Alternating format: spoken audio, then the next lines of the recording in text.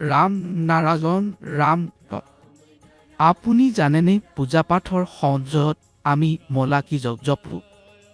সকলো ধৰ্মৰ গৰাকী গুৰুৱে ধ্যান কৰিবলৈ কয়, কিন্তু মলা জপি ঈশ্বৰৰ সৈতে সংযোগ কৰাত কোনো লাভ নাই। কাৰণ ঈশ্বৰ আমাৰ ভিতৰতেই আছে, কেৱল তাক জগাই তুলিবলৈ লাগিব। মলা জপা, ঈশ্বৰক মনত ৰখা, পূজা পাঠ এইবোৰৰ কোনো অৰ্থ নাই। পৃথিৱীত মানুহৰ দ্বাৰা সৃষ্টি কৰা ধৰ্মবোৰ অকণো কামৰ নহয়। আমি যে ধৰ্মত জন্মগ্ৰহণ কৰিছোঁ সেইটোহে আচল ধৰ্ম, ঈশ্বৰ ভগৱান আল্লাহ। এইবোৰ আমি সৃষ্টি কৰা নামহে। সঁচাকৈয়ে আমাৰ বিবেকহে ঈশ্বৰৰ, কাৰণ সেইটো আমাৰ ভিতৰত আছে, তাকে আমি অনুভৱ কৰিব লাগে। ধ্যান কৰোঁতে মনৰ একোটা লক্ষ্য প্ৰয়োজন, কাৰণ মনে সকলো কাম কৰে। কোনো মানুহে সঁচাকৈয়ে কিবা কৰে নাই, তেওঁ কেৱল চিন্তা কৰে।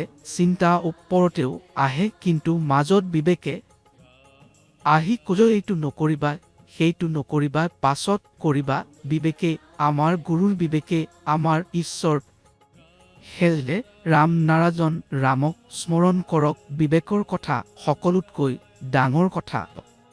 ধ্যান নিজকে জগাই তোলাৰ বাবে, নিজকে ভাল পোৱাৰ বাবে, নিজকে সুস্থ ৰখাৰ বাবে কৰা। ভগৱানক মনত ৰাখিবলৈ কোনো বিশেষ সমাজৰ প্ৰয়োজন নাই। আপুনি যেতিয়া মন পৰে তেতিয়াই স্মৰণ কৰিব পাৰে। বতাহ, পানী, পৃথিৱী এইবোৰ আমি ব্যৱহাৰ কৰিছোঁ, সেয়ে আমি এইবোৰৰ দাস নহ'ব লাগে।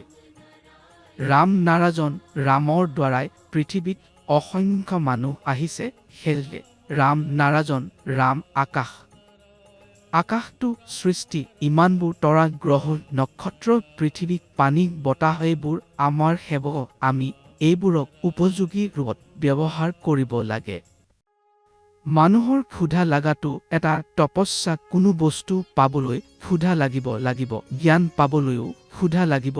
যদি ক্ষুধা নাথাকে তেন্তে কোনো মানুহ কোনো বস্তু উপভোগ কৰিব নোৱাৰে। মনক ভাল কামত ব্যস্ত কৰি ৰাখিব লাগে। যদি মনক বেলেগ কামত লগাই থওঁ তেন্তে মনো বেলেগ হ'ব।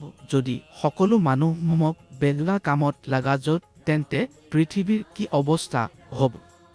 সকলো মানুহ একে অন্যৰ শত্ৰু হ'ব। সেয়ে মন এটা পাত্ৰ, তাক যিমান ভাল ৰূপত ৰাখিব সিমান ভাল হ'ব। ধ্যান কৰিলে পৃথিৱীও শুদ্ধ হ'ব। এই আকাশটো আদ্য অনাদ্য বেদৰ সম্পূৰ্ণ গ্ৰন্থ।